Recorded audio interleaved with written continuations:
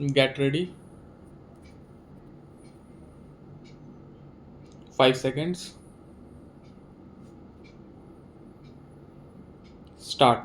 Madam, with regard to free and compulsory education, I would like to say that the states which are giving free education have not realized, and the center also has not realized, that merely not charging fees does not mean giving free education.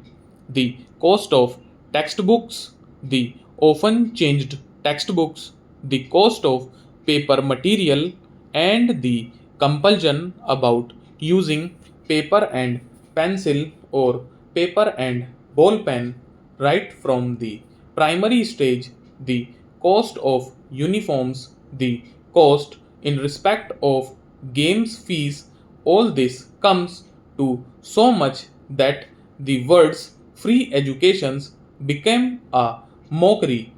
It is much better to say that the government is not giving free education. The same is the state of affairs about scholarships.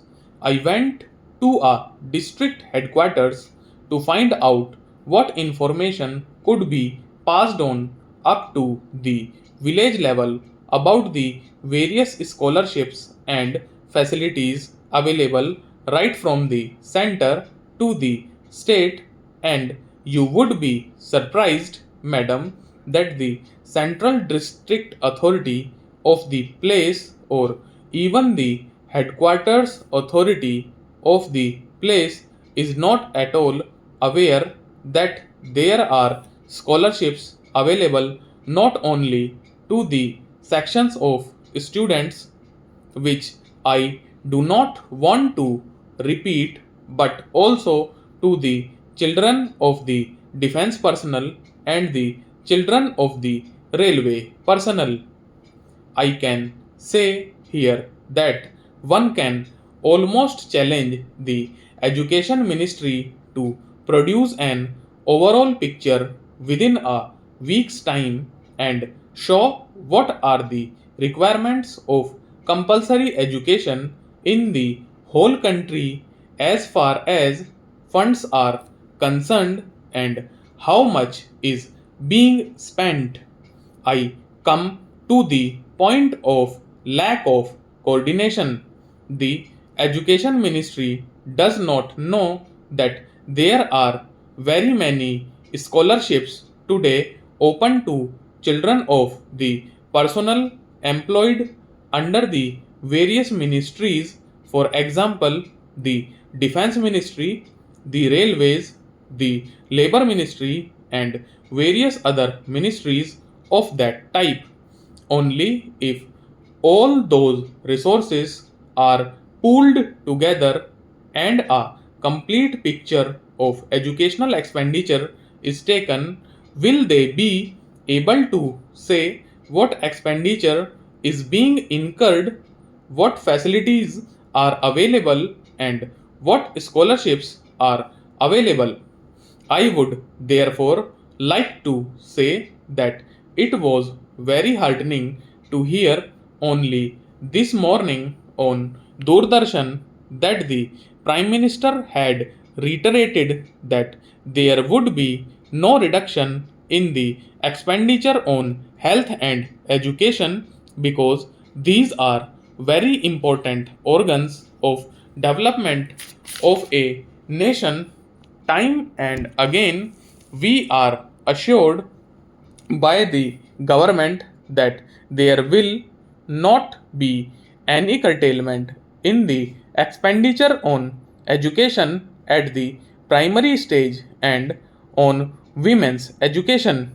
But if you look at the budgets made available to the Social Welfare Board, to the National Council for Women's Education, and to various other agencies too, you will find that there is drastic curtailment. What happens is that as the policy goes on changing every couple of years, people lose all confidence in the government sincerity about delivering anything on a long term basis. I would refer to one example, and that is about the policy originally determined to train midwives through the Health Ministry and the Social Welfare Board. The Health Ministry had assigned this task to the Social Welfare Board, and later on it was found that there was not enough employment potential and the scheme was withdrawn. I would therefore point out that not only it is necessary to have coordination in matters of development of defense production, but also it is more essential to have coordination in important matters in the six ministries, that is labor, railways, health, community development, agriculture, which ministry was also training Gram Sevikas for the spread of information about nutrition, and the education ministry which has the social welfare board, etc. It is also necessary to have coordination about the cinema, I mean the information and broadcasting ministries. People do not realize what an important part that ministry is playing and can play in regard to education. Also, that ministry does not know what havoc it is playing because it is very lenient about censorship, and for what? For fear of the high courts taking them to task through some decree against them. Let them do whatever they like, but I am quite sure that the high courts will not go outside the constitution, which gives them special powers even against Article 29 and others about the freedom of expression and all that. Therefore, the Information and Broadcasting Ministry should realize that visual education through films which depict crime and all other things is very harmful to young, immature, and juvenile minds, and it should take the advice or coordination or help of the psychological experts and of the education ministry and decide what films should be shown and what not. After all, you cannot carry on propaganda of one type and expect the country suddenly to produce citizens of a model type. I would refer to another matter, and that is where also coordination is required. It is about the ministries of mines and fuel and commerce and industry.